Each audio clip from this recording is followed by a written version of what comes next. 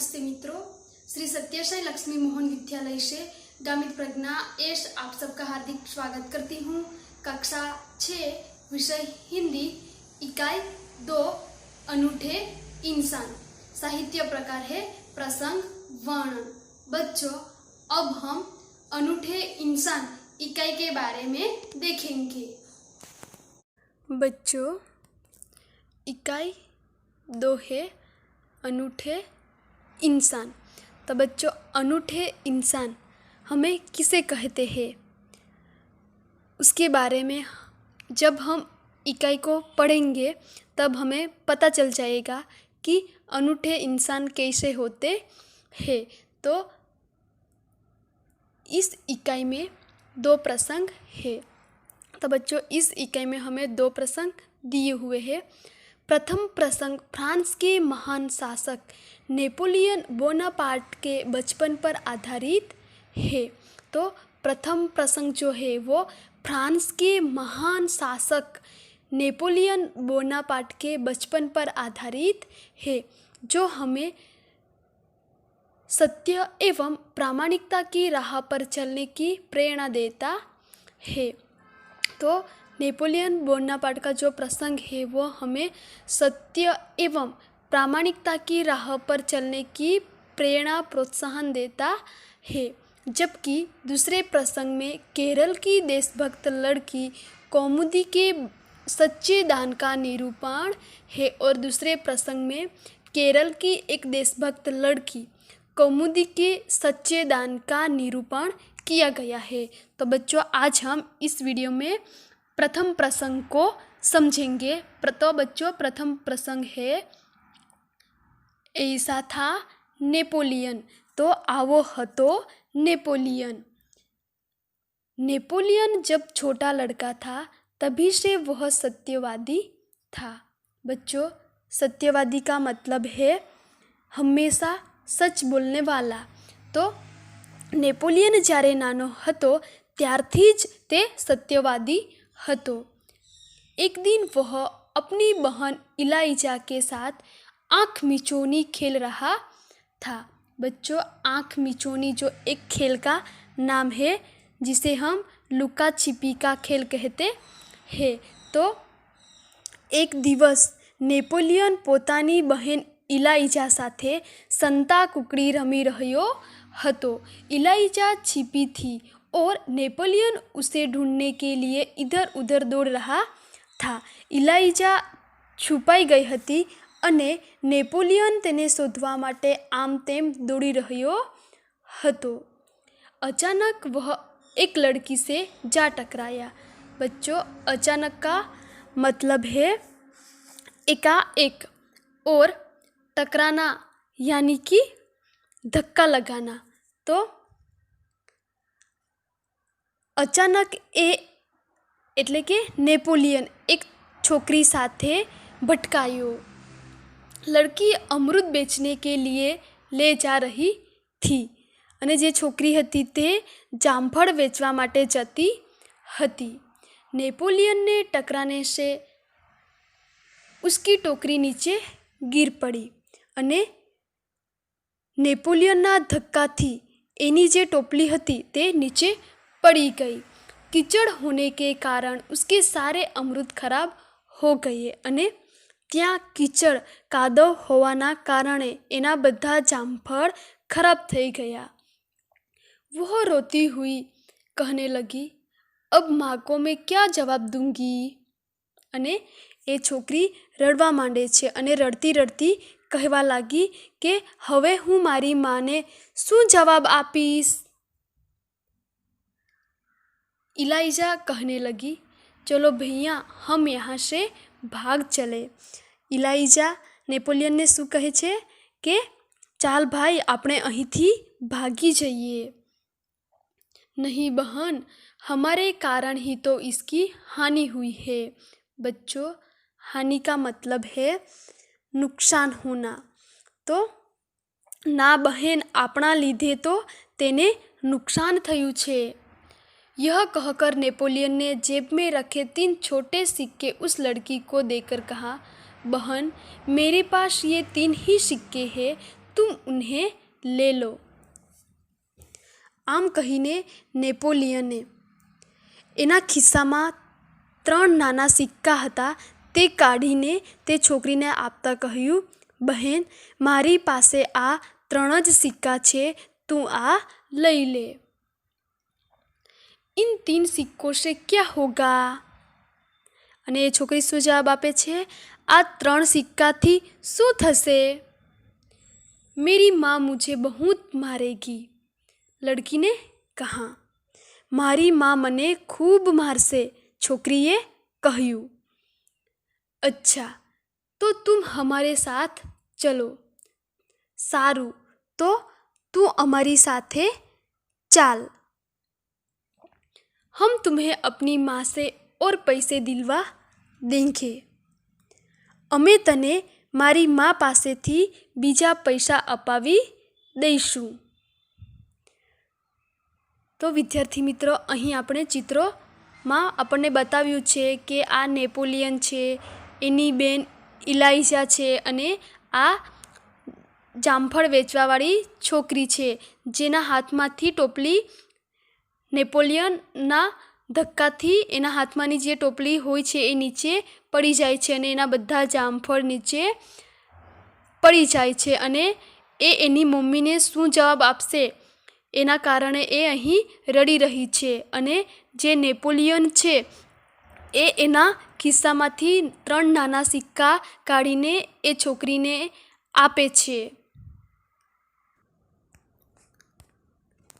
તો બચ્ચો, જ્યારે નેપોલિયન પેલી છોકરીને એના ઘરે લઈ જવાનું કહે છે ત્યારે એની બેન ઇલાઇઝા છે તે શું કહે છે?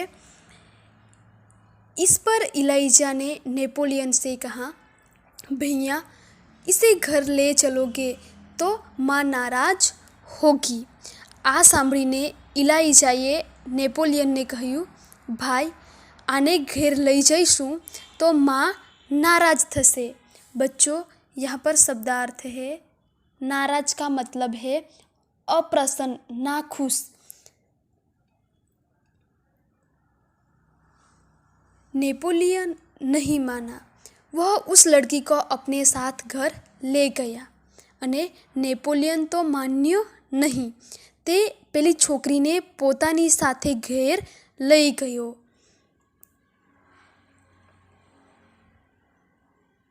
माँ को घटना की जानकारी देकर वह बोला. અને ઘરે જઈને માને હકીકત જણાવીને તે બોલ્યો, माँ, आप मुझे जो जेब खर्च देती है उसमें से इस लड़की को पैसे दे दीजिए.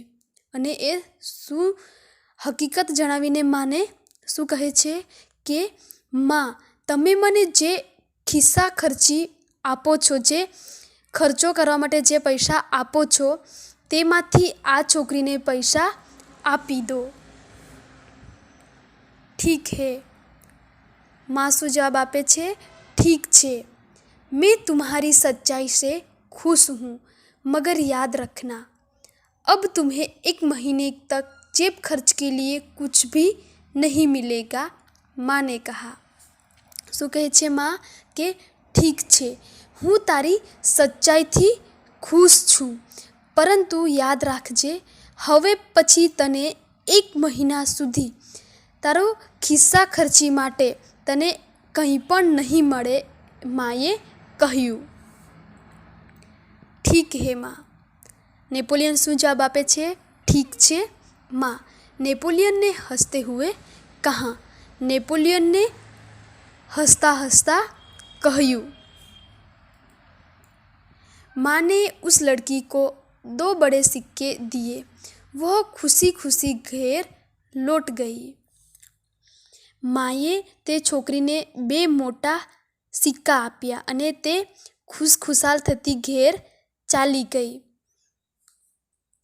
नेपोलियन को धक्का देने की सजा तो मिली, परंतु सत्य के पथ पर चलने के कारण उसे यह सजा भुगतने में अद्भुत आनंद आया. बच्चों, शब्दार्थ है पथ का मतलब है मार्ग, रास्ता. अद्भुत का मतलब है अनोखा. તો માએ તે છોકરીને મોટા સિક્કા આપ્યા અને તે ખુશખુશાલ થતી ઘેર ચાલી ગઈ.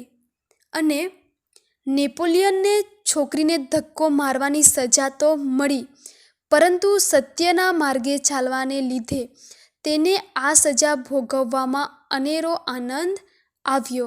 તો વિદ્યાર્થી મિત્રો, આપણે પણ આપણા જીવનમાં હંમેશા આપણાથી કંઈ પણ નાની મોટી ભૂલ તો થાય જ છે, પરંતુ વિદ્યાર્થી મિત્રો, જે વસ્તુ સાચી છે એ વસ્તુ જ આપણે અપનાવવી જોઈએ, જેથી કરીને આપણે એક સારા વ્યક્તિ બનીને જીવનમાં આગળ વધીએ. એટલા માટે આપણે આપણાથી ભલે ભૂલ થાય, પરંતુ જે સાચું છે એના તરફ જ આપણે વળવું જોઈએ. वास्तव में नेपोलियन सच्चाई के पथ पर चलने वाला इंसान था. તો વિદ્યાર્થી મિત્રો, હકીકતમાં જે નેપોલિયન જે છે એ સચ્ચાઈના માર્ગે ચાલનારો એક મનુષ્ય હતો. बचपन से ही उसे खुद पर दृढ़ विश्वास था और दृढ़ इच्छा शक्ति भी. અને બાળપણથી જ તેને પોતાના પર દૃઢ વિશ્વાસ હતો અને તેમાં दृढ़ इच्छा शक्ति પણ હતી. तो यहाँ पर बच्चों शब्दार्थ है खुद का मतलब है